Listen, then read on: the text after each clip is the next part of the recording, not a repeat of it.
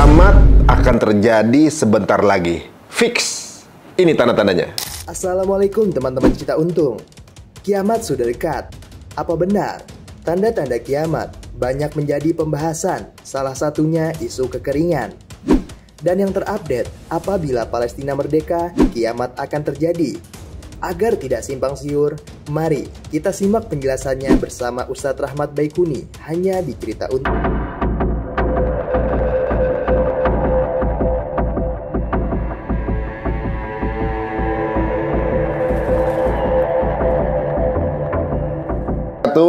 Teman-teman Cerita Untung, terima kasih untuk kembali di tayangan kita. Dan ngeri ya temanya, kiamat terjadi sebentar lagi gitu. Tandanya seperti apa gitu ya. Alhamdulillah bersama kita ada guru kita tentunya juga, yang beliau ini sangat menekuni tanda-tanda ini dan juga fenomena-fenomena, simbol-simbol yang terjadi di kehidupan kita sehari-hari. Langsung aja kita akan ketemu dengan guru kita, Ustadz Rahmat Baikuni. Assalamualaikum warahmatullahi wabarakatuh. Waalaikumsalam warahmatullahi wabarakatuh. Masya Allah, Sehat, alhamdulillah. Akhirnya ketemu juga di sini. Alhamdulillah. Waduh, Ustadz, ini belum lama FYP atau viral. Salah satu cuplikan ya, udah cuplikan ya. Mungkin teman-teman yang sebelumnya belum mengetahui Ustadz, kemudian jadi paham. Saya juga dulu pahamnya karena FYP di tempat lain. Seru juga nih pembahasannya gitu ya. Kemarin yang kita mungkin berangkat dari pembahasan Ustadz mengenai kemarau kemarin. Apalagi sekarang fenomena terjadinya genosida, gitu Ustadz. Nah, kita mulai dulu dari kemarau, mungkin baru kemudian kita akan urut lagi dari aja sih yang sudah terjadi tanda-tandanya gini Ustadz gitu ya. Kalau kemarau, apakah bagian dari tanda kiamat Ustadz? Banyak yang bilang seperti itu. Emang iya? Ada hadis dari sahabat Abu Umamah, di mana Rasulullah SAW dengan tegas mengatakan, Inna qabla khurujid dajjal thalathu thanawat sidad. Ya, sesungguhnya sebelum kemunculan Dajjal itu akan muncul 3 tahun tersulit bagi manusia untuk hidup di muka bumi. Fiha jau'un syadid. Pada 3 tahun itu terjadi kelaparan yang sangat. Kelaparan yang sangat akan menimpa manusia. Wa fi sanatil ula yamrullahu as-sama an tahbita sulusa matriha wa yamrul ardu an tahbita sulusa nabatiha. Allah perintahkan pada langit di tahun pertama untuk menahan sepertiga hujannya. Artinya di tahun pertama sepertiga hujan akan tertahan, tidak turun selama setahun. Tapi akan turun sedikit. 2/3-nya turun. Itu dicicil selama setahun. Jadi yang sepertiga ditahan. Sepertiga ditahan. Jadi kalau biasanya di tahun pertama itu sepertiga ditahan, 2/3 turun. Aduh, ini lu kurang dari 2/3 nih sekarang nih kita nih. Sepertiga tanaman ditahan dan tidak muncul. Jadi Allah perintahkan dulu pada bumi untuk menahan sepertiga tanamannya. Jadi yang tumbuh cuma 2/3-nya. 2/3 itu di tahun pertama. Jadi agrobisnis ini akan menurun. Betul. Itu kendala besar bagi agrobisnis untuk menghadapi masa ini. Kemudian wafis sanatis saniyah, di tahun yang kedua Allah perintahkan langit menahan 2/3 airnya. Justru kebalikannya sekarang, 2/3. Akan berkurang terus sampai tidak sama sekali. Akan ada tidak sama sekali ada. Tahun ketiga, tahun kedua 2/3 air, kata Allah tahan, jangan diturunkan. Maka 2/3 air tidak turun selama setahun, yang turun hanya sepertiga saja. Dan tanaman pun sama, 2/3 tanaman tidak akan tumbuh, hanya sepertiga yang tumbuh. Itu tahun kedua. Manusia makin kelaparan, makin kekeringan. Nah, di tahun ketiga, Allah perintahkan langit untuk menahan semua airnya selama 1 tahun. 1 tahun? Selama 1 tahun. Ya. Pada tuktilu qutratun minas sama, fitil kasana. Maka di tahun ketiga tidak setetes pun selama setahun. Astagfirullahaladzim. Wala tumbitu minal ardi wala binabatin wahid. Dan Allah perintahkan bumi untuk tidak menumbuhkan 1 tanaman pun selama setahun. Kebayang tidak? 1 tanaman pun setahun? Tidak tumbuh. Tapi yang udah ada, masih ada ya? Yang udah ada kering. Astagfirullah. Yang belum ada nggak tumbuh. Dan di tahun ketiga itulah Dajjal akan muncul. Udah siap belum kita nih? Ayo, belum kawin. Nah, apakah tanda, misalnya gini ya, kita mulai dari tahun pertama dulu. Apa yang terjadi sekarang mirip tandanya atau hanya mendekati itu? Jadi begini, ada satu metodologi agar kita aman dalam membuat sebuah kesimpulan ya. metodologi pengambilan penafsiran tentang suatu masalah. Yang pertama metodologi Thariqatul Jam'i. Semua dalil-dalil terkait dengan masalah kita itu harus kita kumpulkan. Kita urutkan dulu Quran, baru hadis. Nah, Quran pun yang lebih mendekati masalah, terus agak jauh kedikit di bawah. Hadis pun demikian. Setelah Thariqatul itu baru kita ambil Thariqatul Tarjih. Nah, natijahnya kita ambil dari kesohihannya, kemudian diambil juga dari maknanya, baru kita simpulkan.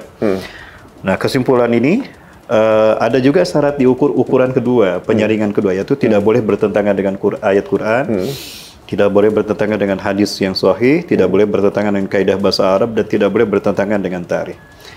Nah, kalau kita kaitkan dengan hadis yang lain, sepertinya bukan saat ini. Sepertinya masih belum. Masih belum. Nggak, maksudnya dengan keadaan sekarang aja udah berat sih sebenarnya. Berarti ketika yang benar-benar tanda realnya itu akan jauh lebih berat. Lebih berat lagi. Kata Rasulullah, salasu sanawat syidad. Kalimat syidad itu artinya paling sulit bagi kita untuk hidup di muka bumi. Paling sulit. Ya, nanti gambarannya di tahun yang ketiga itu banyak binatang ternak dan ikan-ikan mati semua. Bayangkan, tanaman tidak ada, hujan tidak turun, ternak habis, ikan pun tidak ada. Kita mau bertahan hidup dengan apa? Maka sahabat bertanya, ya Rasulullah, dengan apakah manusia bertahan hidup? Jawabannya apa? Orang-orang Islam nanti bertahan hidup dengan apa? Subhanallah, walhamdulillah, wala ilaha illallah, Allahu akbar. Dan tasbih aja. Tudzi'u mazra'ata ta'am. Itu mencukupi, seperti mencukupinya makanan untuk mereka.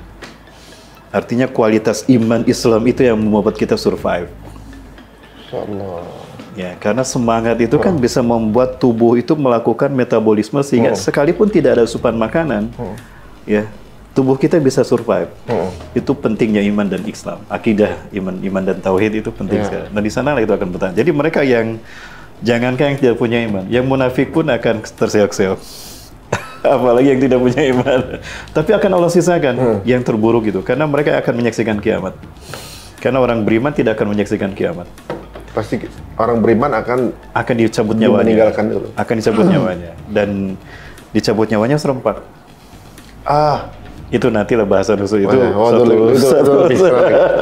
Guys, jadi kalau kita pikir ya, ini berat sih sekarang tahun-tahun sekarang nih dengan mungkin di beberapa titik ada yang udah mulai turun hujan dikit-dikit gitu ya, dan hampir setahun kita tuh nggak menemukan hujan.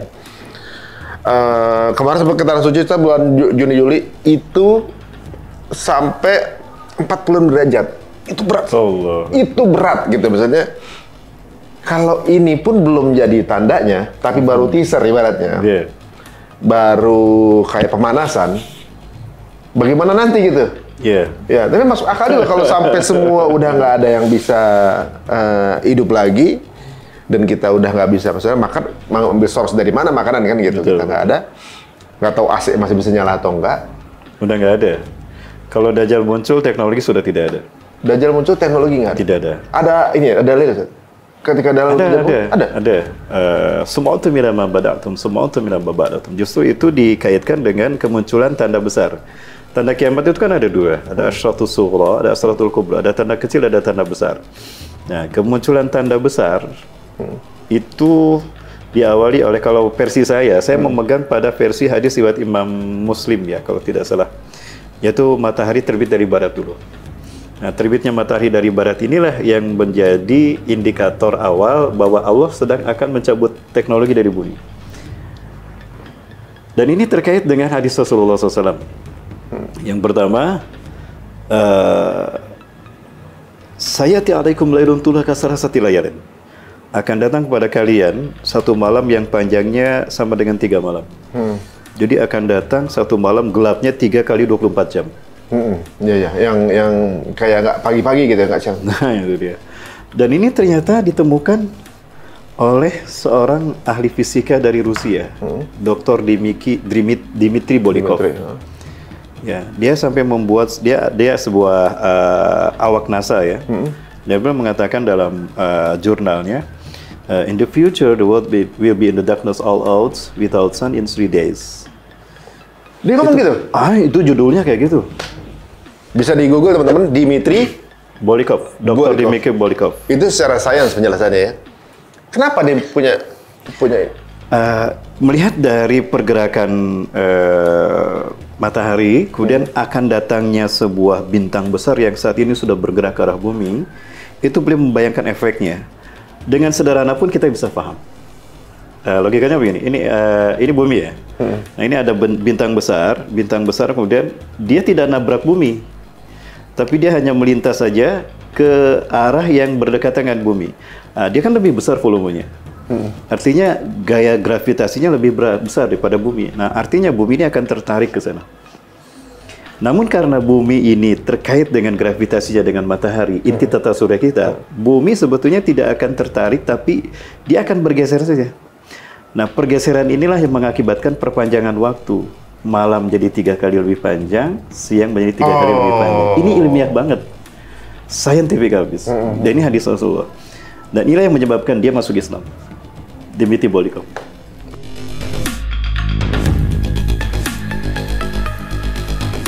Dulu kan pernah Sat ya, kalau nggak salah ya dulu Sat, ada Nabi Yosua bin Nun. Yosua bin Nun. Nabi Yosua bin Nun. Bagi agama Nasri Yosua, Nabi Yosua. Nabi Yosua bin Nun yang kemudian dia mampu menahan matahari. Betul.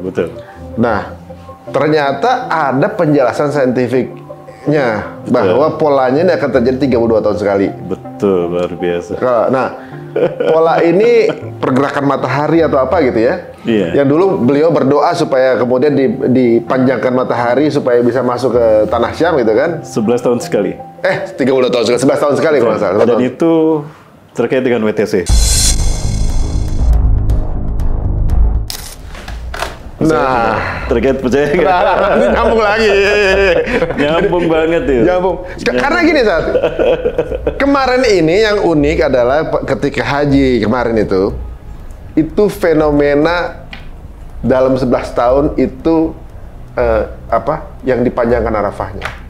Betul. Jadi kita berbicara kemarin tuh, jangan-jangan ini masuk ke dalam lingkaran fenomena apa yang dibilang itu? Seperti yang dilakukan oleh Nabi Yusuf bin Nun gitu kan, di cerita begitu kan. Belum lama saya mencari Jordan kan. Gimana fenomena seorang nahan matahari dari mana gitu ya? Allah punya izin katanya. Makom beliau kan di Jordan. Iya, Nabi Yusuf bin Nun. Karena saya berziarah itu. Saya baru tahu ada Nabi Yosua gitu kan di apa namanya di dalam Islam gitu ya, atau Muslim biasanya kan gitu. Katanya namanya Yusak di bahasa Islamnya. Nah, punya kemampuan itu, kemudian membawa apa namanya 600 Bani Israel masuk ke itu kesempatan pertama Bani Israel masuk ke Palestina. Itu pahlawannya orang itu bagi mereka jadi pahlawannya gitu ya. Momen itu yang menjadi nama mereka memiliki keyakinan besar untuk menguasai dunia. The Jericho Project. Karena perang itu terjadi di Jericho. Ariha, orang Yahudi menyebutnya Jericho, kita menyebutnya Ariha. The Walls of Jericho. The Jericho Project. Y2K, Year of the Yehuda Kingdom. Y2K, Y2K. Itu bukan era kebangkitan teknologi, informasi, globalisasi, bukan. Itu syarat bermuatan ideologis. 1000 tahun terakhir sebelum hari kiamat adalah masa bagi berdirinya singgasana Mesayah di muka bumi. Oh, jadi ternyata masuknya warga Bani Israel bersama Nabi Yusak itu yang namanya Jericho Project itu? Iya kan, benteng Jabariyah yang mereka hadapi, yang mereka lawan itu di Jericho. Kita menyebutnya Ariha, mereka menyebutnya Jericho. Nah, jadi Nabi Musa AS itu meninggal bersama Nabi Harun sebelum mereka masuk ke Al-Aqsa. Nah, satu sunatullah bahwa setiap kali seorang Nabi wafat dari Bani Israel, buru-buru langsung tidak ada masa vakum, diutus Nabi berikutnya. Begitu Nabi Musa AS wafat, 2 tahun setelah Nabi Harun, maka Allah mengutus Nabi Yusha bin Nun. Nah, Yusha bin Nun AS ini adalah pemuda yang mendampingi Nabi Musa ketika mencari Nabi Khidir. Nabi Khidir dalam surat Al-Kahfi. Itulah pemuda itu yang bernama Nabi Yusha bin Nun. Walaupun nggak disebut namanya di situ ya? Tidak disebutkan, Fatah saja. Itu pemudanya? Pemudanya. Nah, beliaulah yang kemudian melanjutkan kepemimpinan Bani Israel. Setelah Nabi Musa AS. Nah, beliaulah yang berhasil membawa Bani Israel yang berjumlah 600.000 orang masuk ke tanah yang Allah janjikan, Palestina. Tapi itu sudah tidak berlaku lagi karena hukuman sudah memutuskan mereka atas hak Palestina. Namun tetap tugas itu harus dilakukan.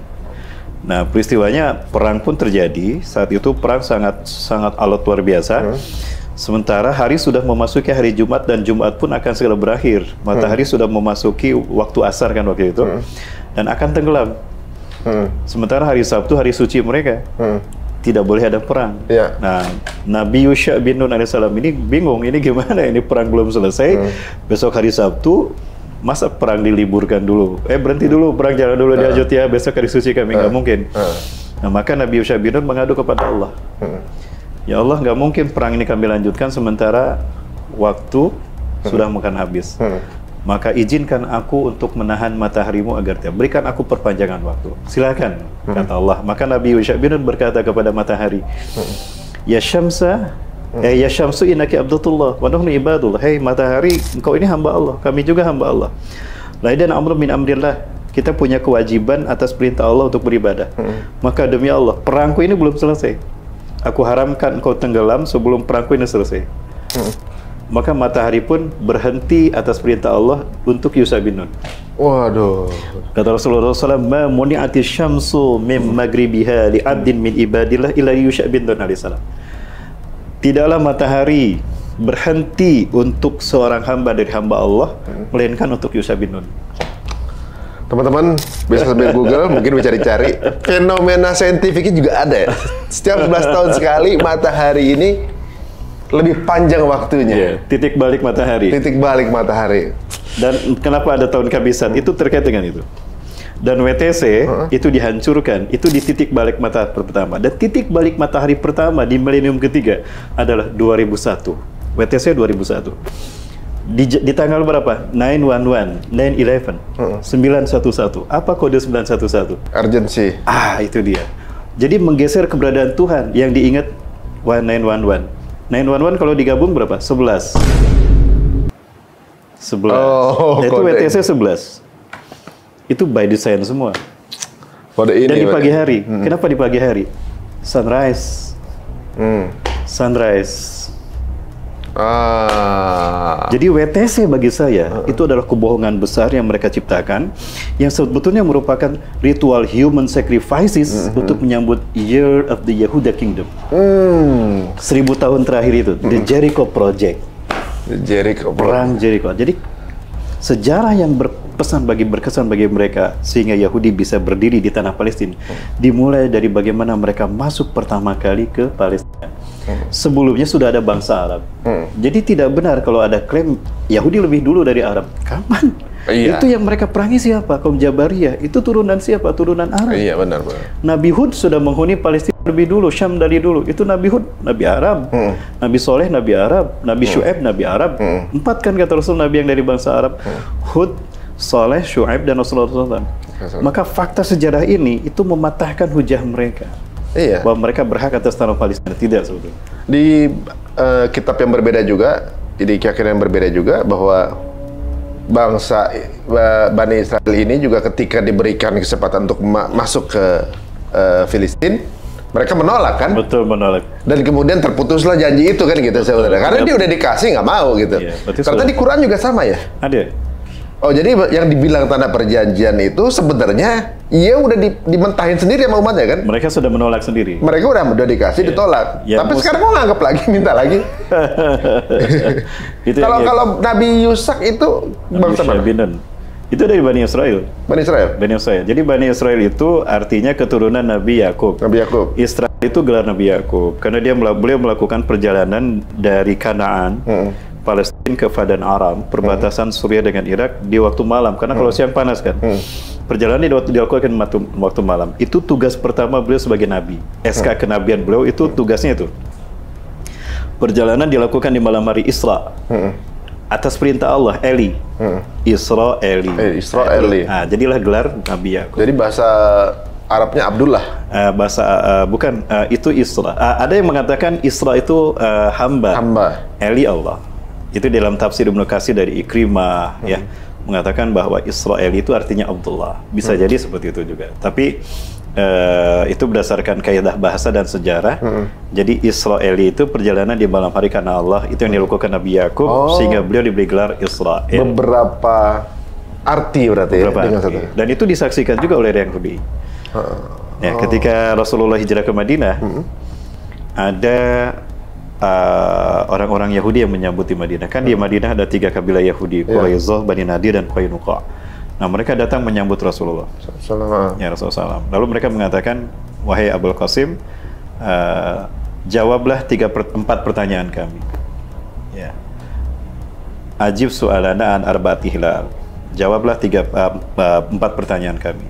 Nah, sebelum Rasulullah menjawab, Rasulullah mengambil sumpah dulu kepada Bani Israel. Hal ta'lamuna li anni Ya'qub Israel? Apakah kau bersaksi bahwa Ya'qub itu Israel? Bala syahidna. Betul, kami bersaksi. Allahumma fashhad. Ya Allah, saksikan. Jadi mereka juga sudah paham kalau Israel itu adalah gelar Nabi Ya'qub. Nah, keturunan ini disebut Bani Israel. Ya'qub itu adalah ayah dari Nabi Yusuf ya? Ayah dari Nabi Yusuf, dari istri yang kedua. Istri yang kedua. Karena Nabi Ya'qub istrinya 4. Yang pertama Ya'la.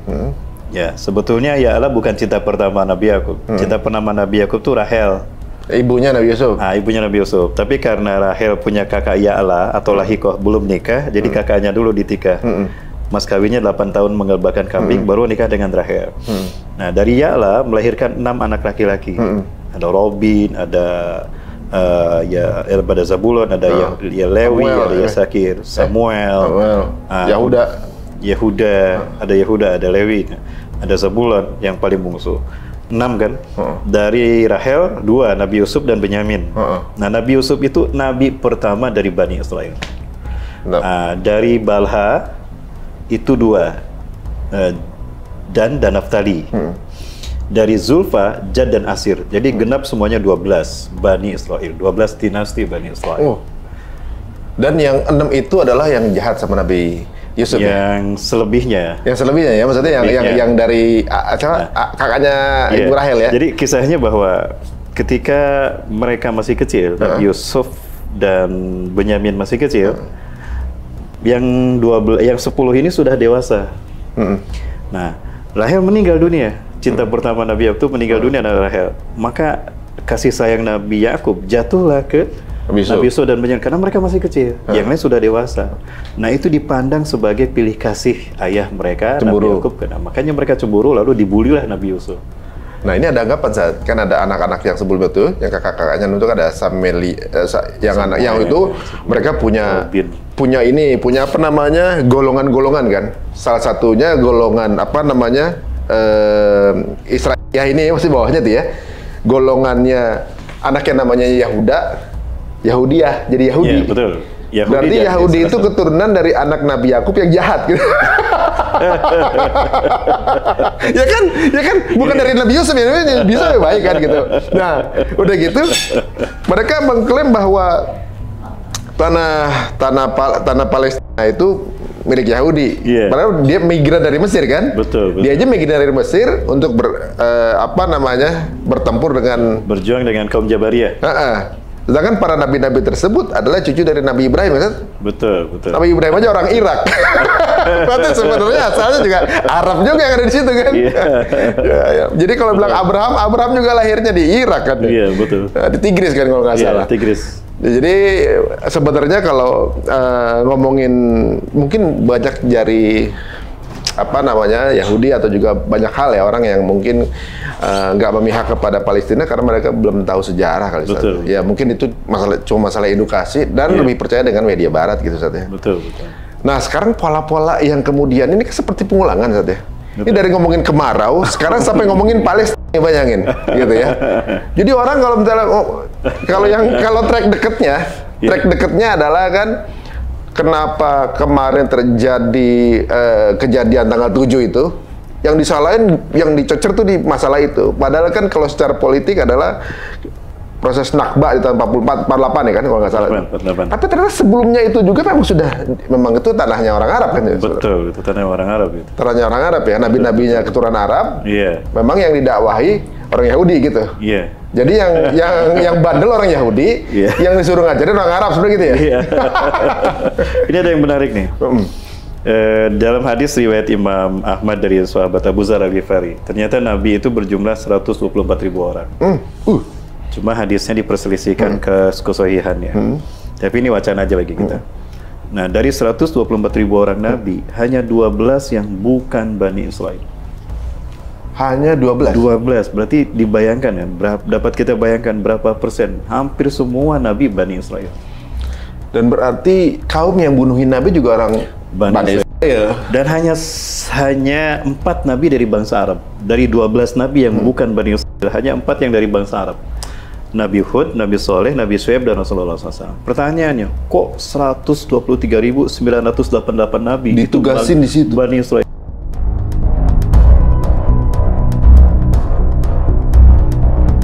Logikanya begini, ada 2 kelas nih. Yang satu, anak-anaknya tanda petik bader, sehingga tidak cukup dengan 1 guru. Tambahin lagi. Harus banyak guru helper. Harus banyak guru helper. Karena susah, jangankan untuk mendengarkan materi, untuk duduk aja susah. Berarti butuh banyak guru kan. Sementara Arab cukup sedikit saja. Karena dengan 1 guru pun mereka sudah taat. Maksudnya itu, karena saking bengalnya mereka, tidak cukup dengan 1 nabi. Harus banyak itu nabi. Sebanyak itu, sekarang masih bandel lagi? Masih bandel juga. Terus, mereka adalah kaum yang tidak mau bersyukur. Kalau kita banding-bandingkan, sebelum mereka berhadapan dengan kaum Jabariyah, peristiwa yang terjadi adalah peristiwa besar. Tenggelamnya Fir'aun dengan 1.600.000 pasukan. Fir'aun lebih hebat dari Jabariyah, tapi tumbang di hadapan mereka. Tanpa mereka sentuh kan. Jabariyah apalagi? Tapi kalau mereka lupa, inilah tanda bahwa mereka tidak pandai bersyukur. Sampai hari ini, mereka lupa sebelumnya Fir'aun Allah tenggelamkan, mereka selamat. Di hadapan mereka, Jabariyah tidak ada artinya dibandingkan kekuatan Fir'aun dan bala tentaranya. Tapi kok mereka takut Jabariyah? Iya. Ya ini rasa syukur mereka hilang dari sana sampai hari ini. Banyak pola yang mirip, Ustaz ya. Fir'aun dulu memenuhi anak-anak. Betul. Anak-anak dibunuhi karena takut besarnya akan menurunkan tahtanya dia kan. Betul. Sekarang juga lagi dibunuhin anak-anak nih. Mereka balas dendamnya pada umat Islam. Dibunuhin sekarang. Anak-anak. Padahal dia kan dulu anak-anak Bani Israel di zaman Firaun, anak-anak kecilnya di Holocaust. Iya. Ya kan. Sekarang dibales lagi ngebales sekarang. Dia di depan dunia aja gitu, keluarga dia merasa di Holocaust, sekarang kadang ngebales lagi gitu. Tapi Holocaust juga menurut saya, mohon maaf, ada cerita menarik tentang Holocaust juga. Apa nih, Sat? Aduh. Jadi ini ada cerita yang luar biasa. Jadi dan cerita ini tidak diangkat, sayang, dan ini di ban habis-habisan. Kenapa tuh? Jadi Holocaust itu sebetulnya Hitler, dengan awal mulanya begini, orang-orang Yahudi di Jerman saat itu, Bavaria, itu seperti, mohon maaf, orang-orang negara tirai bambu di tanah air gitu ya. Mereka menguasai ekonomi, kaya raya, sementara pribumi di bawah mereka. Pada saat itu ada kebiasaan di Jerman, orang-orang Yahudi ini kalau punya makanan, itu tidak mereka habiskan. Ketika mereka makan di mobil, itu mereka lempar ke tong sampah.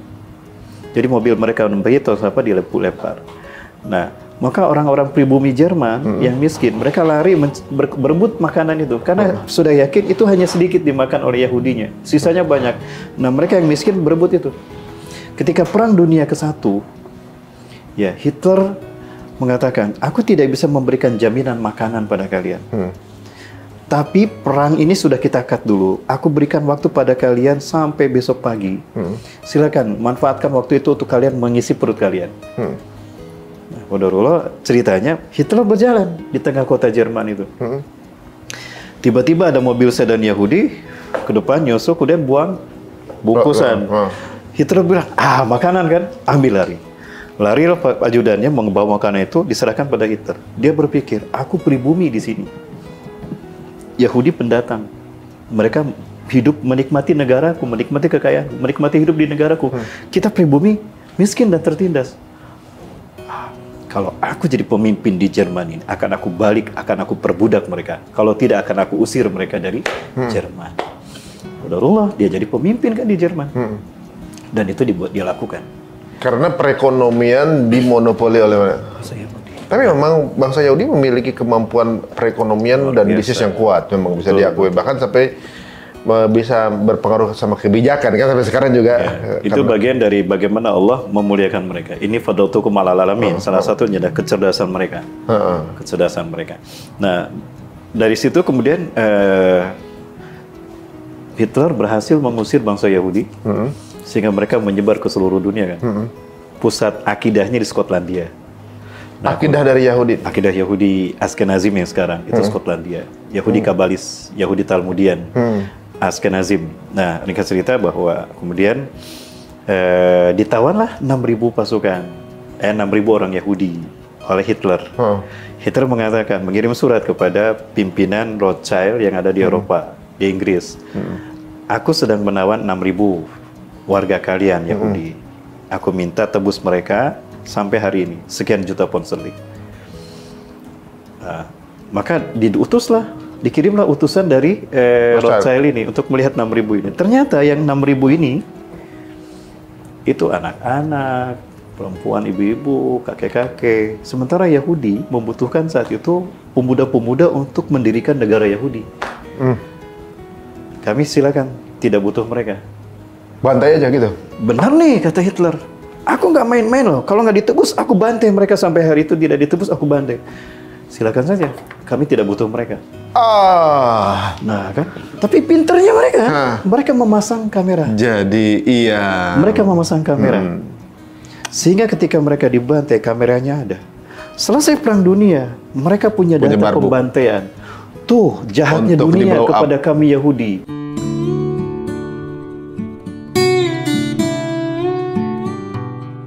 Kami dibantai, kalian berdosa semua, kalian kejam kepada kami bangsa Yahudi.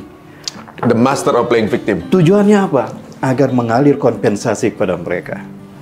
Maka mengalirlah bantuan kepada mereka, harta, dan mereka diberikan 3 pilihan. Mau negara mana untuk mendirikan negara mereka? Mau Argentina, Uganda, atau Palestina? Otomatis mereka pilih Palestina. Kenapa mereka pilih Palestina? Palestina jantung dunia. Palestina menghubungkan benua Eropa, Afrika, dan Asia. Siapa yang ingin menguasai dunia dimulai dari Palestina. Dan para nabi dan rasul dilahirkan, dibesarkan di jantung dunia ini. Dan kita nanti akan dibangkitkan juga di situ juga. Di Palestina. Subhanallah. Itulah kenapa ending peradaban manusia, Nabi Adam yang membangun terakhir Masjidil Aqsa.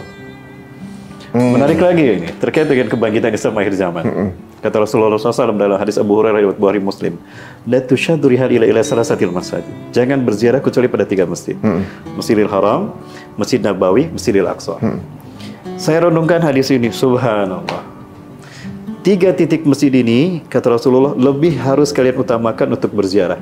Jadi ziarah umroh itu bukan hanya Mekah Madinah saja, harusnya dengan Masjidil Aqsa.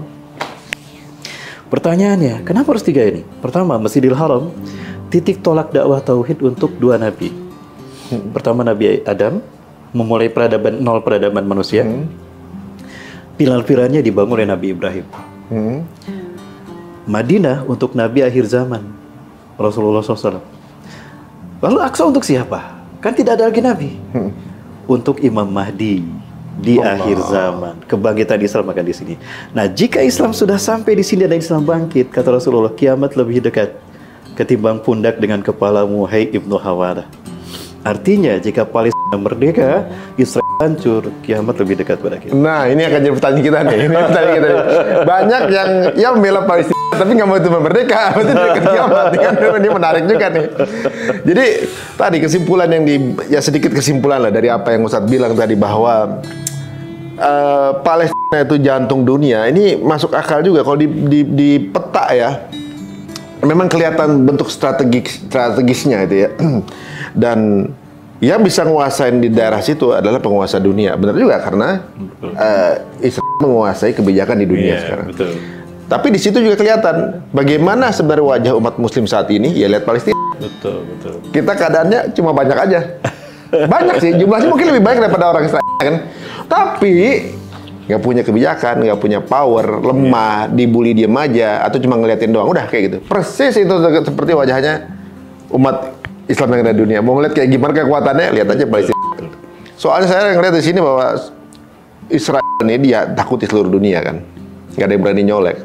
Tapi satu-satunya yang berani nyolek ya orang Palestina. Satu-satunya negara yang berani ngeroket Israel cuma Palestina. Betul. Ya kan, walaupun pakai roket-roketan gitu, yang bisa ngeroket ya cuma satu, mereka doang. Mau kayak apa negara Arab nggak berani, negara mana siapa yang lagi, Uni Emirat nggak berani, gitu kan. Kalau yang dipegang di sisi lain gitu ya. Tapi ini menjadi makin seru, Sat. Jadi ibaratnya lawan yang dihadapi juga tangguh. Jadi balik kalau kita main game, lawannya juga berat, berarti levelnya naik. Kan levelnya naik deh. Ini menarik teman-teman semua ya. Satu lagi nih yang belum disebut. Dajjal itu lahirnya di Samirah. Maka beliau lebih dikenal dengan nama Samiri. Samiri. Karena lahir di Samirah. Dan Samirah itu Palestina. Samirah itu Palestina. Samirah itu Palestina. Nama, itu kalau kan namanya setan ya, Samiri itu ya? Samiri. Oh, Samiri. Samiri? Ya, Samiri. Nah, intinya begini, maksud saya, Pak. Ketika seseorang ingin pulang kampung, kita kira pulang kampungnya kemana? Ke tempat kelahiran. Dajjal yang diidentifikasi, diduga nama kuatnya Samiri. Dia lahirnya di Samirah, Palestina. Di akhir zaman dia ingin kembali berkuasa di kampung kelahiran, dan itu Palestina. Tapi Dajjal sebenarnya masih ada, udah ada atau belum? Masih ada. Ada, cuma belum launching. Belum launching. Kenapa Dajjal belum muncul?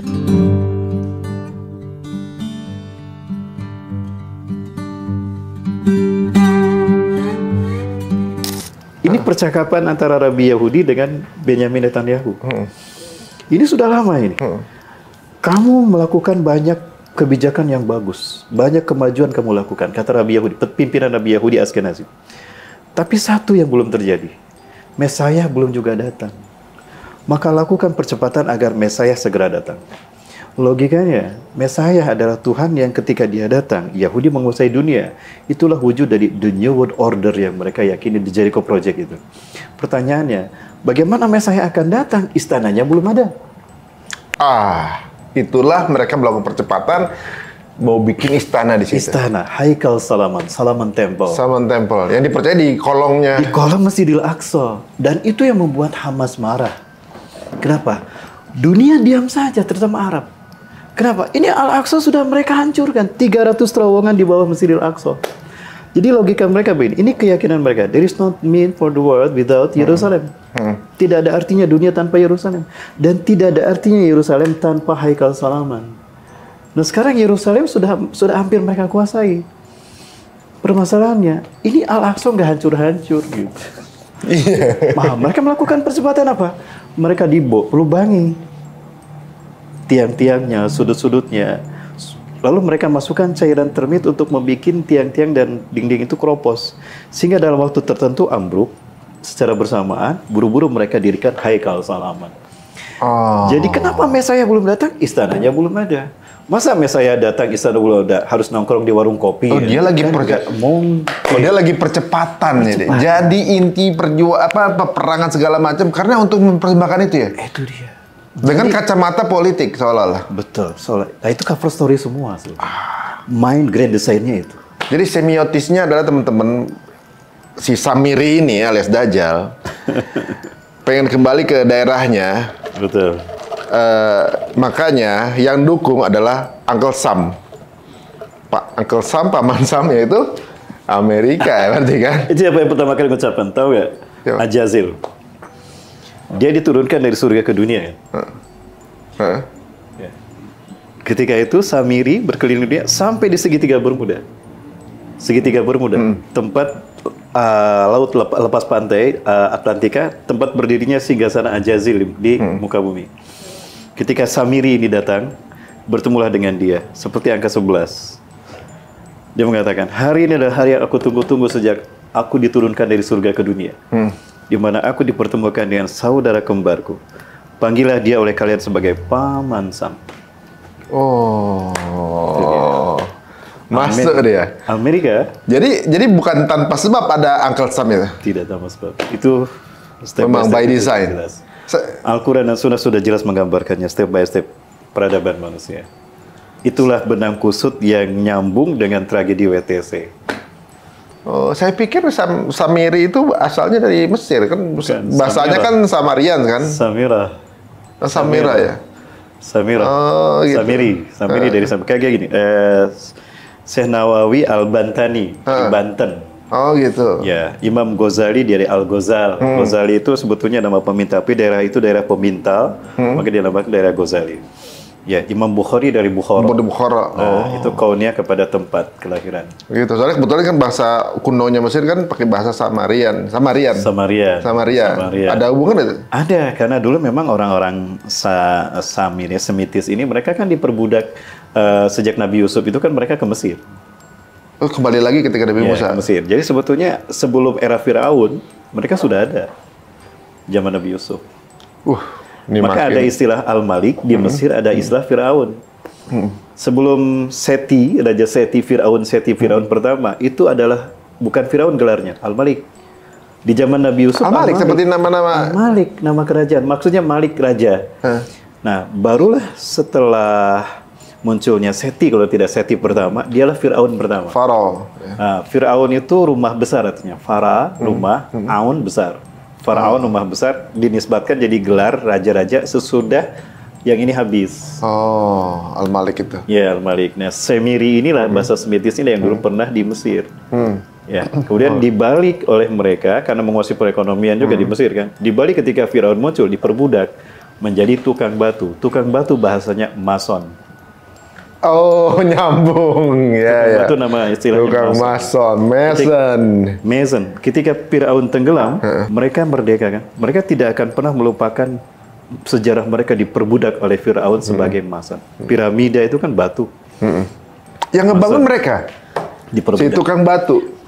Mason people ini berarti? Mason people. Dulu dipaksa untuk didedikasikan untuk Firaun. Berikutnya mereka akan balik. Sekarang kita yang berkuasa untuk Tuhan kita. The God who created Messiah. Jadilah mereka tukang batu yang merdeka. Free Masonry. Men, nyambung semua ya. Sekali lagi, mau dari arah mana ujung-ujungnya Palestina. Ujung-ujungnya Palestina. Itulah kenapa Nabi Adam berakhir masjid yang kedua Al-Aqsa. Kenapa tidak dibalik? Harus Al-Aqsa duluan. Aqsa itu artinya paling jauh. Dialah ujung peradaban manusia. Di ujung akan di situ. Sebetulnya masalahnya ada clue ini. Yahudi ingin menguasai dunia, dia mulai dari Palestina. Walaupun belum semua Palestina mereka kuasai, baru 11, tinggal 1 Gaza yang belum kuasai, tapi mereka sudah nyaris menguasai dunia. Maka untuk mengatasi masalah dunia, sekarang kita balik, bebaskan dulu Palestina, selesai masalah dunia. Dimulai dari jantung dunia itu. Dan logikanya Yahudi paham itu, maka dibikinlah negara-negara Arab dipecah belah. Yang tidak masuk di akal saya, ini Palestina. Di sekeliling Palestina itu ada 300 juta lebih bangsa Arab. Ini Palestina. Sekeliling Palestina ada 300 juta bangsa Arab, lebih 300 juta. Dan di Palestina ada 6 juta Yahudi. Kan tidak masuk di akal 300 juta kalah sama 6 juta. Kata Hasan Al-Banna Asy-Syahid rahimahullah, beliau mengatakan, jangankan dengan perang, andaikan yang 300 juta itu kencing barang-barang, tenggelam untuk Yahudi. Selesai. Tapi ya itu ya. Inilah buruknya, dasarnya, efek buruk dari perpecahan umat Islam. The fight at Impera. Itulah strateginya. Umat Islam dibikin pecah belah. Tapi ini sebuah pola yang sepertinya mereka pelajari dan memang karena mereka pinter ya. Karena kan pengulangan itu terjadi. Dulu mereka diusir dari Mesir. Diusir kan. Kemudian migrate gitu. Karena dia juga bukan orang asli situ sih sebenarnya kan. Betul. Kemudian terjadi antisemitisme Perang Dunia Kedua, diusir dari seluruh dunia. Betul. Gitu kan. Sampai dia Zionis punya bilang kan, the land without people, for the people without land gitu kan, kalau nggak salah kan. Betul. Nah, larinya ke Palestina gitu. Betul. Nah, sekarang ini ada satu pola ya, maksudnya kalau nggak salah bahwa salah satu tanda kiamat adalah ketika semua daerah itu membenci Yahudi sampai kerikil-kerikil yang di goa itu juga akan menunjukkan di mana Yahudi kecuali mereka yang ada di Pohon Gorgot gitu misalnya. Kalau nggak salah gitu, kalau nggak salah. Betul. Nah sekarang ini kalau saya lihat ini, saya sampai ngompil itu videonya itu bahwa hampir seluruh dunia itu benci dengan kelakuan Yahudi sekarang. Dengan keadaan begini, oke lah terjadi genocide, tapi sekarang ini dunia jadi benci banget sama Yahudi. Ibaratnya gitu. Sekarang yang belain Israel aja bingung mau bela dari sisinya mana lagi. udah kalah opini kan gitu kan. Mereka punya media, tapi ya nggak bisa juga ngalahin handphone jadulnya si orang-orang Palestina ini kan gitu. Semua udah terbuka gitu bahwa ini genocide. Mau pakai social consent gitu ya, yang gimana udah nggak bisa lagi gitu. Buktinya ada di mana-mana. Apa ini merupakan jadi awal dari proses itu terjadi? Begini, pertama dalam Al-Quran, Allah Subhanahu Wa Taala sebetulnya sudah mengisyaratkan mereka akan hancur. Pertama, kalau kita buka surat Al-Baqarah, bangsa yang paling banyak Allah sebut di surat Al-Baqarah itu Bani Israel. Mereka paling banyak disebut bukan karena kebaikannya, tapi karena kebengalan mereka, karena pembangkangan mereka terhadap perintah Allah dan Nabi dan Rasul mereka. Yang kedua, Allah SWT sudah menyatakan dalam Al-Quran bahwa mereka akan dihukum oleh Allah dari kerusakan mereka lakukan 2 kali. Ya. Sebetulnya banyak kerusakan yang mereka lakukan, tapi ada 2 yang Allah pandang besar, dan ini akan menuai hukuman yang dengan 2 hukuman itu mereka habis di muka bumi. Apa tuh? Yang pertama, itu terjadi ketika Nabi Sulaiman, setelah Nabi Sulaiman wafat. Mereka yang ada di Palestina, itu mereka pecah menjadi 2. Yang di utara, itu ibu kotanya Judah, dipimpin oleh anaknya Nabi Sulaiman, Yarbaam. Dan mereka yang memegang Taurat. Namanya Judah? Ibu kotanya Judah. Jadi Judaism kali? Judaism. Judaism. Dipimpin oleh anaknya Nabi Sulaiman. Kalau tidak salah namanya Yarbaam. Nah, yang di selatan, itu ibu kotanya Israel. Dipimpin oleh Rahbaam. Sepeninggal oleh 2 orang soleh ini, mereka berperang, membunuh para nabi, berbuat maksiat. Sampai pada akhirnya kerusakan mereka dan pembantaian mereka pada para nabi itu sudah tidak bisa tolerir lagi. Allah hukum mereka dengan 3 bangsa besar, Assyria, Kaldani, dan Mesir. Ya, maka hancurlah mereka. Tercerai-berailah mereka ke seluruh dunia. Tapi masih ada yang di sana. Qadarullah Romawi, Kaisar Titus datang dan menghancurkan mereka habis, sehingga mereka sporadis di seluruh dunia. Hancurlah mereka. Nah, itu mereka sudah tidak ada lagi tempatnya di sana. Setelah dulu masuk di zaman Nabi Yusha bin Nun. Nah, kali kedua mereka masuk adalah peristiwa Holocaust tadi. Oh, jadi sejak waktu masuk bersama Nabi Yusha bin Nun, itu kali pertama mereka masuk ke Palestina. Itu kali pertama mereka menginjakkan kakinya di tanah Syam. Palestina, betul. Di Palestina baru itu pertama kali, sebelum bahasa Arab. Jadi kalau bilang leluhurnya berada dalam itu, ya leluhurnya pasti Arab juga, karena itu tanahnya Arab sebenarnya kan. Ya, sebelumnya mereka sudah ada bangsa Arab. Sudah ada bangsa Arab kan. Nabi Hud kan nabi dekat dengan Nabi Adam. Baru kemudian masuk bersama Nabi Yusuf. Itu pertama kali menginjakkan. Pertama kali mereka masuk ke. Dan habis ketika Titus masuk. Titus masuk. Masuk lagi ketika Holocaust. Holocaust. Gitu. Dan itu sudah Allah sebutkan. Sumaroddan dalakumul karrah, itu dalam surat Al-Isra ayat ke-4 sampai ayat ke-8. Sumaroddan dalakumul karrah, lahumul karrah. Kemudian kemudian kami kembalikan masa mereka untuk kembali menguasai Palestina di kali yang kedua. Wa amdadnakum bi amwali wa banin, dan kami kuatkan kalian dengan harta dan pasukan yang banyak. Udah itu dikasih tahu. Udah dikasih sama Allah bahwa mereka akan kuat nih. Betul. Kompensasi apa setelah mereka Holocaust kan? Yang mereka tipu daya kan? Dana mengalir dari seluruh dunia pada mereka. Amerika aja tiap presiden berapa triliun coba? 400 juta ya dolar kalau nggak salah per tahun. Per tahun. Yang kedua, lihat pasukan tentara yang berperang, yang berjaga, itu dari seluruh dunia. Iya, termasuk Arab. Termasuk Arab.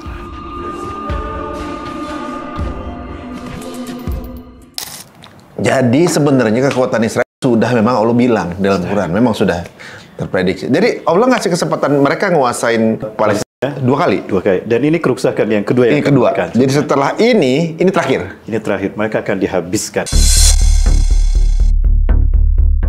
Allah katakan dalam Al-Quran, la tajidanna, a'udzubillahi minasyaitonir rajim, la tajidanna asyaddan nasi adawatan lil ladzina amanu al-yahuda wal ladzina aslamu. Sungguh engkau Muhammad akan mendapati sebesar-besarnya permusuhan bangsa kepada orang beriman, yang sangat benci pada orang beriman adalah orang Yahudi dan orang-orang musyrik. Orang Yahudi dan orang-orang musyrik, maksudnya orang-orang yang mereka pro kepada Yahudi dan pro pada keyakinan mereka. Sama, ghairil maghdubi alaihim waladdallin. Itu dia. Bukan mereka yang ingkar dan mereka yang ini kerusakan yang kedua. Itulah kenapa Rasulullah mengatakan tidak akan terjadi hari kiamat. La taqumu sa'atu hatta yuqatilal muslimun al-yahuda. Tidak akan terjadi hari kiamat sehingga orang-orang Islam memerangi orang Yahudi. Ya, walau yahtabiu min syajar wa hajar, walaupun mereka bersembunyi di balik batu dan pohon. Batu dan pohon berkata, "Ya muslim, ya mu'min, ta'al." Kemari di belakangku ada orang Yahudi, bunuh dia. Bunuh dia.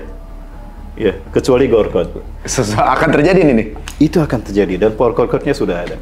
Coba kita lihat. Orang Yahudi nanam pohon Gorkot ya? Udah tahu berarti nih? Mereka lebih yakin daripada umat Islam. Mereka sendiri baca Quran berarti? Sejak kecil, mereka baca Quran.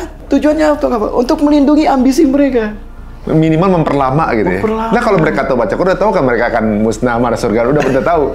Cuma lebih memilih kalau ketika masa itu lebih panjang lagi tuh mungkin ya. Betul.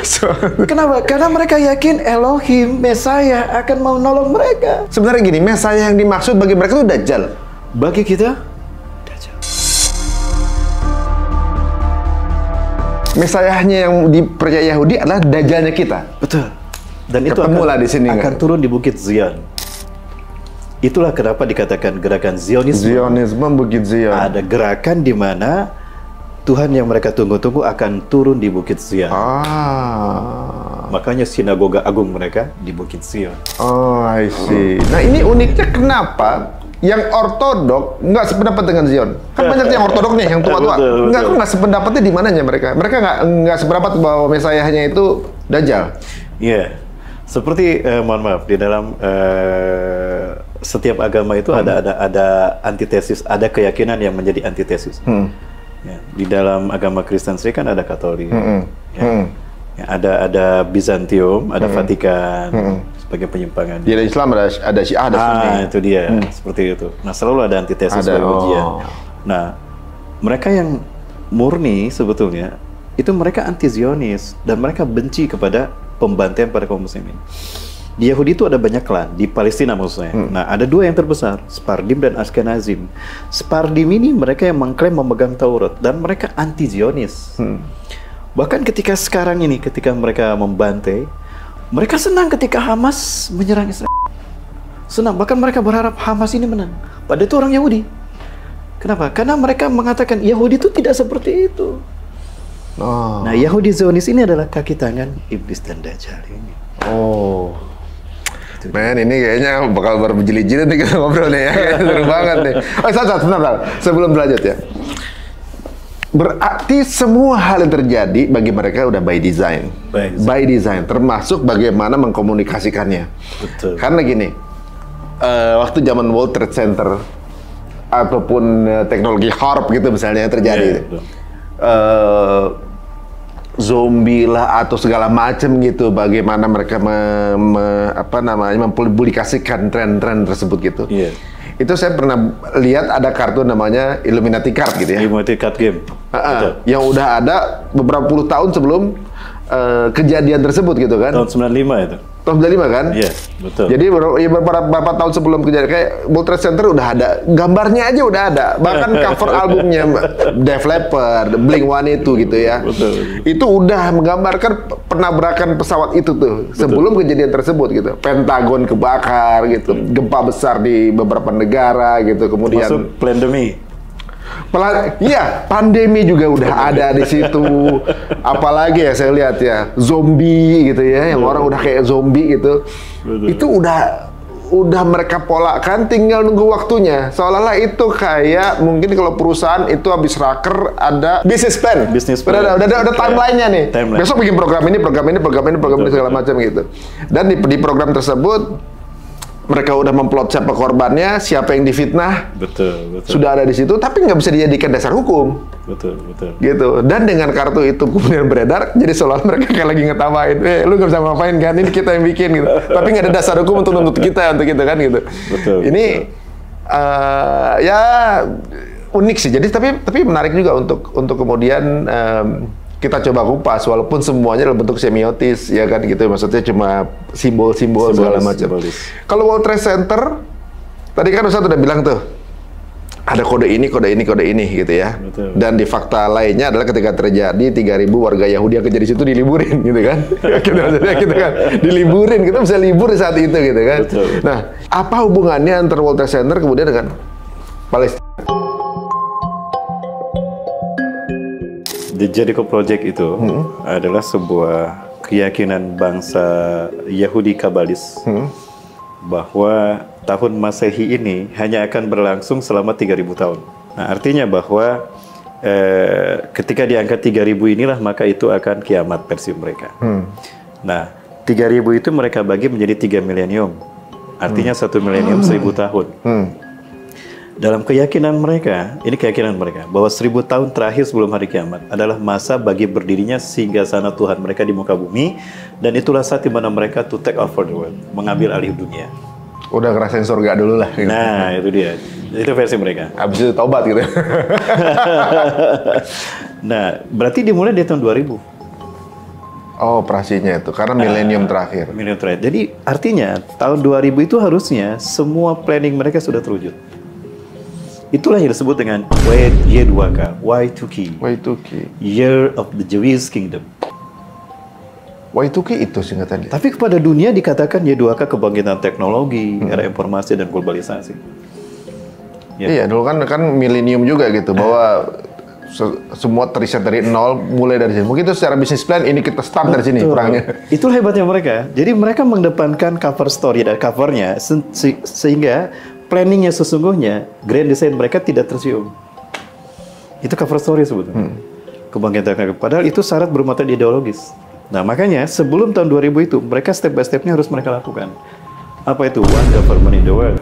Satu pemerintahan tunggal dunia. Artinya mereka yang memimpin dunia.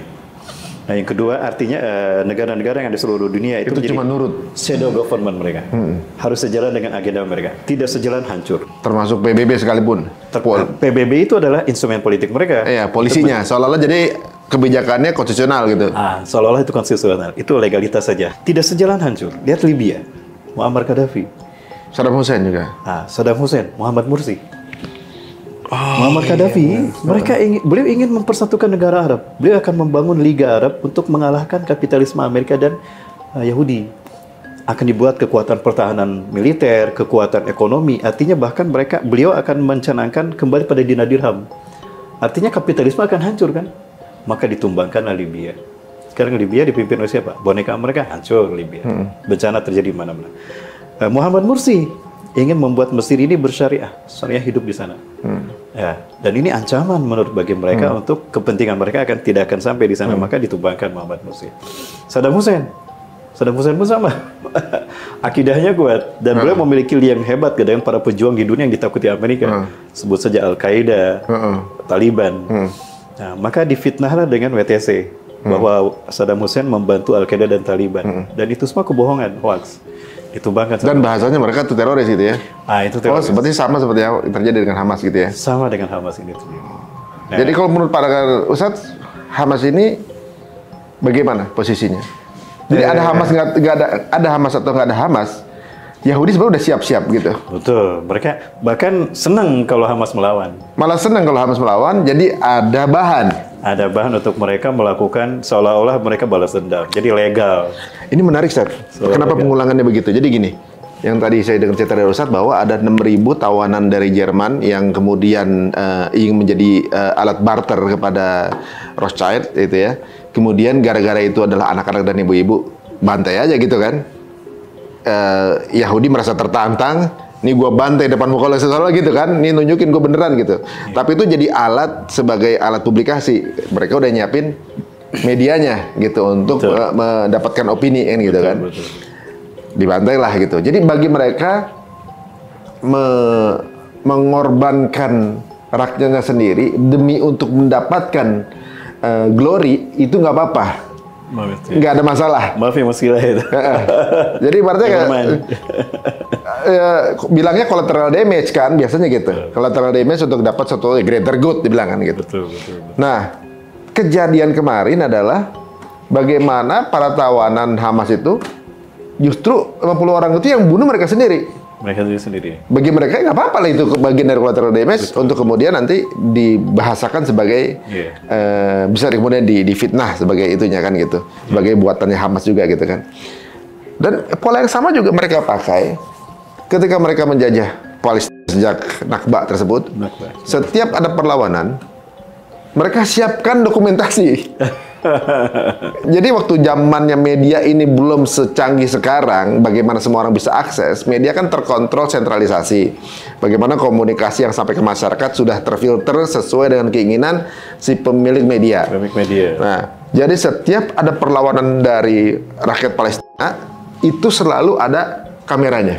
Tapi pembantaian mereka nggak pernah ada. Betul. Jadi itulah materi-materi yang dipakai untuk menjadikan Islam ini jadi Islamofobia, bahwa Islam ini adalah agama kekerasan. gitu, agama yang ekstrim, bom bunuh diri segala macam gitu. Kan orang siapa yang mau beraninya ngelakuin bom bunuh diri ini tuh kayak gini nih orang Islam kan gitu. Jadi ibaratnya jadi alat untuk mendiskreditkan orang Islam.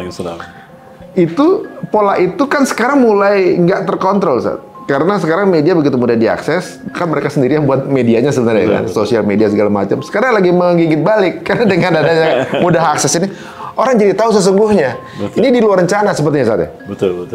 Nah, kalau seperti ini, plan-plan mereka bisa nggak terjadi dong, memperlama proses mereka untuk mendapatkan Solomon Temple ini atau juga Gaza habis Palestina jadi milik mereka dong.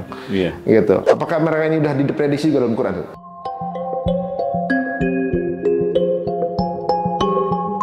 Ini bisa terlihat dari berbagai macam fragmen sejarah mereka ya. Dan fragmen sejarah mereka seperti dalam kejadian di mana mereka dulu diperbudak oleh Mesir. Kemudian pada akhirnya Mesir pun mereka kalahkan, mereka hancurkan. Ya, Irak pun sama kan, dengan isu WTC kemarin habis tuh dibombardir Irak. Saddam Hussein tumbang habis tuh kaum muslimin dibombardir. Jadi bagaimana setiap momen itu mereka ciptakan, walaupun pada akhirnya itu menggigit mereka, dan itu sudah pasti sebenarnya. Bahwa ambisi mereka itu tidak akan pernah terbukti, tidak akan pernah berwujud, sehebat apapun mereka. Apabila mereka menentang dakwah Allah dan Rasulnya. Padahal pelajaran itulah yang mereka saksikan ketika mereka dulu menyaksikan bagaimana mukjizat Allah berikan pada Nabi Musa berhadapan dengan Firaun. Semua trik-trik Firaun tumbang di hadapan mereka. Ya. Padahal udah ada contohnya ya? Sudah ada contohnya. Itu tadi, mereka tidak pernah mengambil pelajaran. Tidak pernah mengambil pelajaran dari apa yang terjadi. Dan itulah kenapa kisahnya diulang-ulang dalam Al-Quran. Supaya itu menjadi pelajaran bagi mereka. Maka dalam Al-Quran, Uzkuru ni'mati allati an'amtu alaikum. Ingat, itu Allah ulang-ulang. Hei Bani Israil, ingatlah kenikmatan yang aku berikan pada kalian. Ingatlah kenikmatan yang aku berikan pada kalian. Allah itu sebetulnya menjaga mereka. Sebagai contoh, ketika mereka keluar dari Mesir, 600.000 orang. Dipimpin Nabi Musa, Nabi Harun. Ya, mereka kan pergi dari Mesir, itu menyeberang, sekarang ada terusan Suez kan. Nah, tidak jauh dari Suez itu mereka menyeberangi Laut Merah. Kan mereka kepanasan. Allah manja mereka. Allah kirim awan, yuzilhumul ghamam. Mereka dinaungi awan. Kemudian di jalan mereka lapar dan haus, ya. Allah beri mana dan salwa. Apa? Mana dan salwa, makanan yang ada dalam surat Al-Baqarah kan, mana dan salwa. Mana itu adalah sejenis burung, burung dara, kayak burung puyuh lah, dan itu sangat jinak sekali. Itu mereka ambil dan bisa mereka makan, mereka sembelih ya, dan mereka bakar, mereka goreng, itu jadi makanan buat mereka. Soalnya binatang itu datang emang untuk dimakan gitu? Untuk dimakan. Jadi itu sebagai anugerah dari Allah ketika mereka lapar selama perjalanan dari Mesir menuju ke Palestina. Planning Allah begitu sebetulnya. Kemudian mereka diberikan salwa. Salwa itu adalah di mana hujan ketika turun itu menumbuhkan kayak jamur. Nah, lendirnya itu kalau ditampung itu akan menjadi agar-agar yang membuat mereka segar. Kemudian haus, Allah berikan mukjizat pada Nabi Musa. Pukul batu dengan tongkatmu tuh keluar air. Jadi sebetulnya mereka selalu Allah dampingi. Nah, itu mereka tidak sadar. Kejadian itu menunjukkan bahwa Allah selalu bersama mereka. Tapi karena mereka tidak pernah bersyukur, nikmat Allah itu mentah lagi. Hingga mereka kembali pada ambisi nafsu mereka hancur lagi. Ambisi mereka hancur lagi. Mereka itu sebetulnya itu, tapi tidak menjadi pelajaran bagi mereka. Karena merasa dirinya lebih pinter. Itu dia, sombongnya ini, angkuhnya inilah mereka. Hal itu yang membuat mereka hancur karena perbuatan mereka sendiri. Jadi walaupun dibantai habis-habisan ini, Gaza, itu nggak akan punah? Tidak akan punah-punah. Karena skenario-nya Allah akan menangkan.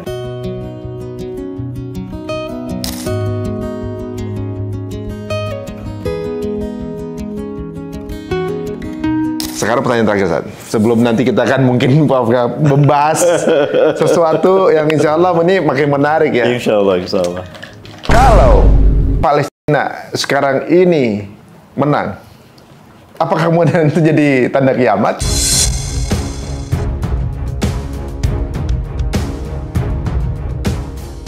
Atau banyak juga sekarang ini banyak yang kemudian nggak mendukung Palestina karena takut kiamat gitu. Karena takut kiamat. Iya, saya memang nggak setuju genosida, tapi kalau saya dukung ntar kiamat lagi gitu kan gitu. Itu gimana, Zat?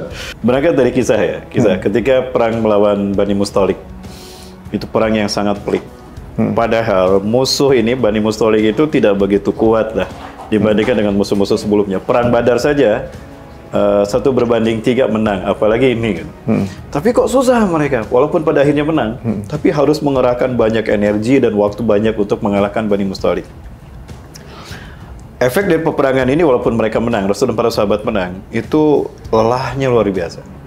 Nah, kata Rasulullah SAW, "Hei Abdullah ibnu Hawalah al-Azdi, ya Abdullah, ta'an, ya, tahawal hadal makan, kelilingi tempat ini, ya, wabhas anil ghanaim, carilah ghanimah, apakah kambing, unta, sapi, bawa sini kita makan sama-sama. Kita bakar ikan, bakar daging sama-sama." Keliling berjam-jam tidak dapat. Kembali dengan wajah lelah dan tangan kosong. Maka Rasulullah menghibur. Menepuk pundak Ibnu Hawalah, Abdullah bin Hawalah al-Azdi. "Ya Ibnu Hawalah, hei Ibnu Hawalah, jika kamu menyaksikan panji hitam la ilaha illallah Muhammad Rasulullah berkibar di bumi Al-Aqsa atau di pelatarannya, kiamat lebih dekat kepada kalian ketimbang pundak dengan kepala kalian." Sekarang bendera pasukan-pasukan Islam apa? Panji hitam itu. Dan isu Gaza ini membuat semua kekuatan ini berkumpul di sana. Kalau itu terjadi, kiamat lebih dekat kepada kita ketimbang pundak dengan kepala kita. Nah, itu sesuatu yang tidak bisa kita tolak. iya. Karena itu takdir, dan itulah arti fananya dunia. Ini imtihanul iman, ujian buat kita. Ujian buat kita. Dengan kita atau tanpa kita, itu pasti terjadi. Pasti terjadi. Iya. Betul. Dan Allah polanya yang punya Allah semua. Allah Subhanahu wa taala. Oh, jadi memang kita harus menerima takdir itu, bahwa memang dunia ini sementara. Iya, benar-benar. Dan kematian itu pasti. Iya, Dan iya. jangan ditakuti sebetulnya kiamat. Kenapa jangan ditakuti? Karena ditakuti ataupun tidak kan pasti terjadi. Ini pelajaran penting dari kisah Bani Israil juga nih. Di zaman Nabi Daniel. Ada Nabi Daniel itu? Ada. Aduh, saya baru tahu sekarang. Nabi Daniel itu. Nabi Daniel ini makamnya ada di Mesir. Berdampingan dengan makam Nabi Luqmanul Hakim. Luqmanul Hakim itu Nabi itu? Nabi, saya yakin beliau Nabi. Oh. Nabi yang di luar 25 Nabi dan Rasul. Kan Nabi ada 124.000 orang. Ada Dan namanya pun ada di Quran. Namanya pun ada di Quran. Yang menarik Pantas nanti ya jadi satu Nabi. Nabi ada yang menarik tuh. Nabi Zulkifli. Itu bukan nama asli, itu kaunia. Aslinya? Zu artinya yang punya. Kifal itu candi. Zulkifli yang punya candi. Kira-kira dari mana? Oh. Apakah kemudian ada hubungannya dengan Candi Borobudur? Nanti kita bahas. Aduh, mengutik lagi yang lain. Kemudian, nah Nabi Daniel ini terkenal, apapun yang beliau minta Allah kabulkan. Nah, Bani Israil ini takut dengan kematian. Siapapun saya kira takut dengan kematian, termasuk kita kan, termasuk saya. Nah, makanya mereka berpikir kemudian, Nabi kita kan kalau minta pasti Allah kabulkan. Oh, benar juga. Terus apa maksudnya? Kalian takut mati nggak? Ya, takut mati. Bagaimana kita bisa ibadah dengan khusyuk kalau bayang-bayang kematian terus membayangi kita? Nah, kita nggak akan khusyuk ibadah. Mintalah mereka pada Nabi Daniel agar Allah mencabut kematian itu dari kita. Mau hidup selamanya gitu. Nah, kata Nabi Daniel, gila ya kalian. Apa kalian tidak beriman pada takdir Allah? Kami beriman. Tapi bagaimana kami bisa khusyuk beribadah kalau kami selalu ditakuti oleh kematian, bayang-bayang kematian? Akhirnya qadarullah, dikabulkan Allah. Nabi Daniel berdoa agar kematian dicabut dari mereka, dikabulkan Allah. Senangnya bukan main ketika mereka tahu bahwa Allah mengabulkan doanya. Bayangan mereka, hidup tanpa kematian enak, nyaman, bebas, merdeka. Tapi ternyata apa yang terjadi? Justru masalah makin tumbuh. Lebih susah hidup, lebih hancur hidup tanpa kematian. Contoh, orang sakit parah, nggak mati-mati. Kebayangkan seumur hidup dia sakit. Kemudian di rumah yang tadinya ada 4 orang, mungkin masalah sedikit. Makin lama makin ramai masalah, makin numpuk. Di situ pada akhirnya mereka paham, hidup tanpa kematian. Akhirnya minta mati. Akhirnya mereka balik bertobat pada Allah dan mereka minta agar kematian itu dikembalikan pada mereka. Mungkin mintanya kurang komplit ya. Minta dalam keadaan nggak mati-mati tapi sehat terus kan gitu. Dibikin nggak mati tapi proses penuhan tetap jalan gitu kan. Mayat hidup gitu kan. Ya, itu aduh. Itu kaitan dengan kiamat juga kan. Waduh, ini menarik Ustaz. Kayaknya kita nggak cukup dengan satu sesi ini, Ustaz. Banyak yang perlu kita kulik, dan teman-teman ini kebuka ya beberapa hal bahwa kita memang sih kalau ngelihat Instagram nih atau sosial media yang lain, kita kayaknya perih banget gitu ya. Kejadian di sana tuh ya kita kena reportnya bagaimana saudara kita yang di apa namanya? Yang dibantai, genocide seperti itu gitu ya. Itu kasih saya kalau sebetulnya. Bagaimana? Itu tanda cinta Allah pada Palestina. Masuk di akal nggak? Nah, jadi nyambung lagi nih. Itu apa? Rasulullah bersabda, ummati hadi ummatun marhumatun. Umatku ini adalah umat yang Allah rahmati. Laisa laha iqabun fil akhirah. Umatku tidak akan disiksa di akhirat. Artinya di akhirat, umat Rasul yang benar-benar umat Rasul itu tinggal menikmati surga. Makanya nanti umat Rasulullah tidak lama di padang mahsyar. Orang lain 50.000 tahun digiring di padang mahsyar, umat Rasulullah hanya sebentar saja.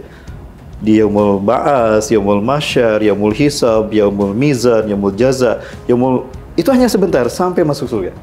Kenapa? Karena dosa mereka ujilat iqabul fid dunya, sudah Allah selesaikan di dunia. Dengan siksaan tersebut. Caranya gimana? 3 kata Rasul. Yang pertama difitnah dengan fitnah. Kayak kita. Jadi kalau difitnah kita masih happy dong ya? Harusnya senang. Kenapa? Habis dosa-dosa kita. Yang penting iman kita jangan dijual dengan pangkat, jabatan, dan triliunan. Nggak apa-apa. Itu sebab cara Allah menghabiskan dosa kita. Bencana alam. Itu cara Allah menghabiskan dosa-dosa kita. Sakit dengan tsunami, gempa, tapi itu kesakitan terakhir. Di akhirat, dikubur saja sudah Allah berikan kenikmatan surga. Jangan dikira mereka mati yang dibantai. Tidak. Ini isu terakhir kan, bukan isu, itu berita. Gaza harum. Kenapa? Karena mereka sudah mendapatkan surga mereka di alam barzakh. Bau kesturi kan para jenazahnya itu ya? Itu yang ketiga kata Rasul. Dengan cara apa? Kita dosa dihabiskan di dunia sehingga di akhirat tinggal menikmati surga. Wabil qatri wabil harod. Dengan dibantai. Memang ada itunya? Itu hadis Rasul sahih. Allahu Akbar. Nah, ya logikanya benar juga. Kita semua pasti akan meninggal. Betul. Yang ngebunuh pun nanti juga meninggal gitu. Cuma meninggalnya mereka ini dipilihkan dengan cara termudah. Silakan. Dan dikasih kejaminan yang pilih yang mana? Mau pilih dengan dalam keadaan beriman, surga, kafir, neraka. Berarti tinggal mindset ini. Jadi mindset kita tuh memang kadang-kadang ya, ada juga saya pada dengar bahwa sesuatu yang kita anggap buruk belum tentu buruk di mata Allah. Betul. Justru kelihatan buruk, sebenarnya itu kebaikan buat kita. Jadi kita selalu positif thinking sama Allah ya. Harusnya. Kita kembalikan terus sama Allah ya. Dan itu yang Rasul sebutkan tanda cinta Allah. Innallaha yuhibbu 'abdan. Jika Allah cinta pada seorang hamba, ujilat hizu fid dunya. Allah segerakan kesusahannya di dunia, biar di akhirat tidak susah sedikit pun. Allah tidak mau dia susah di akhirat. Jadi susahnya Allah habiskan di dunia. Di akhirat tinggal surga. Kelihatannya menyakitkan, perih sakit. Tapi sebentar, coba lihat hakikatnya. Mereka hidup di sisi Allah. Maka Allah ingatkan, wala tahsabanna alladziina qutilu fi sabilillahi amwat bal ahya'un 'inda rabbihim yurzaqun. Jangan kamu kira mereka mati. Mereka hidup di sisi Allah, langsung di bawah arsy Allah tuh. Masya Allah. Kurang apa coba Allah pada kita? Mereka rela menikmati secuil neraka di dunia demi menukar dengan jannah. Itu yang membuat warga Palestina bertahan di Palestina walaupun mereka harus dibantai. Benar.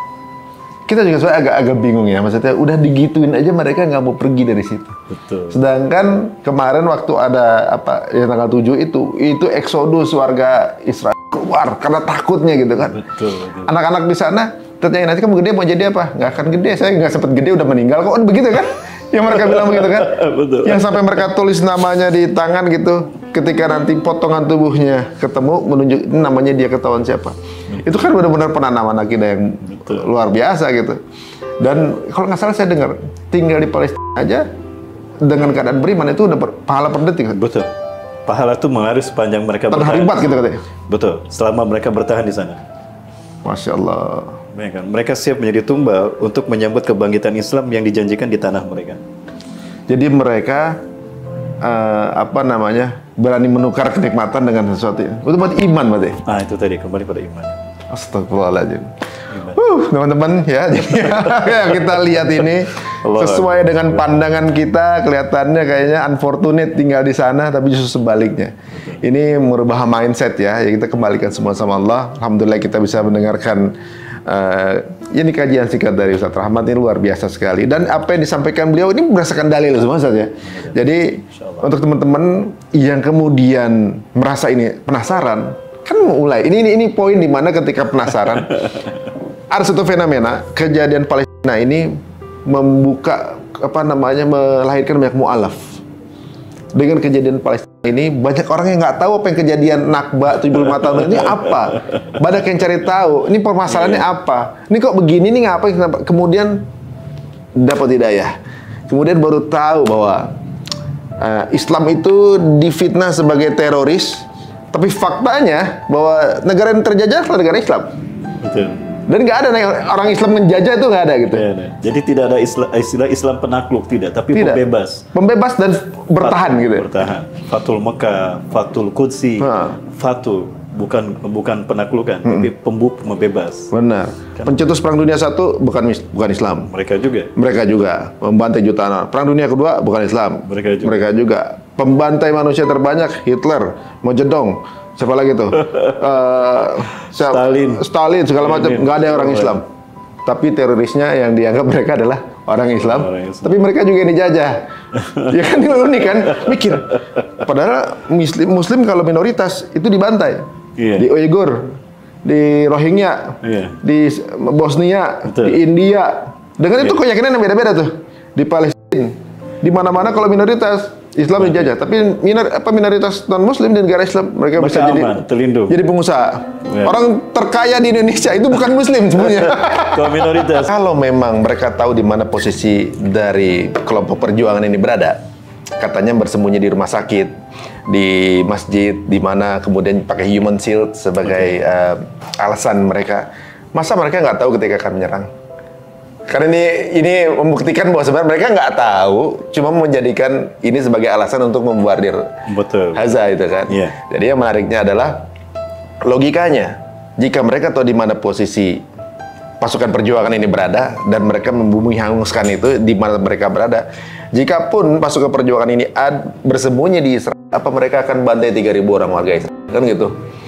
Wah, kemarin ada juga tuh Hamzat juru bicara dari Palestina mengatakan, jika memang mereka punya, jadi ada human shield di rumah sakit, di tempat peribadatan, kemudian berhak untuk dibom, jika terjadi di kota kamu atau di New York lah atau di mana, kemudian menyandra orang-orang di rumah sakit mereka nih, misalnya dianggap teroris, apakah kamu akan bom satu kota New York? Nggak masuk logika gitu kan? Betul. Karena walaupun tempat yang tanpa pejuang ini, pembantaian itu terjadi. West Bank masih dibunuhin orang 200 orang per hari. Betul. Di Aqsa juga diintimidasi. Jadi alasan ini cuma sesuatu yang dibuat-buat gitu. Betul. Insya Allah. Ini mohon maaf nih, kita menahan waktu saatnya harus makan ke Bandung teman-teman. Tapi ini menarik, dan menariknya ini di luar dari prediksi saya pembicaraannya. Jadi maksudnya malah membuka hal-hal yang kita pikir sesuatu ini terjadi begitu aja gitu. Nggak taunya ini adalah sebuah big plan atau master plan. Betul. Tapi ternyata master plan-nya Allah jauh lebih bagus dibanding itu. Insya Allah. Allahu Akbar. Jazakallahu khairan Ustaz, waktunya Ustaz. Amin wa iyyakum, Allahu barik. Mohon maaf kalau ada treatment atau hal-hal yang masih belum sepadan. Sama-sama insya Allah. Tapi insya Allah kayaknya ini akan kita lanjutkan kembali tuhnya. Siap. Kita harus balik menjelaskan. Karena ini juga jihad sebetulnya.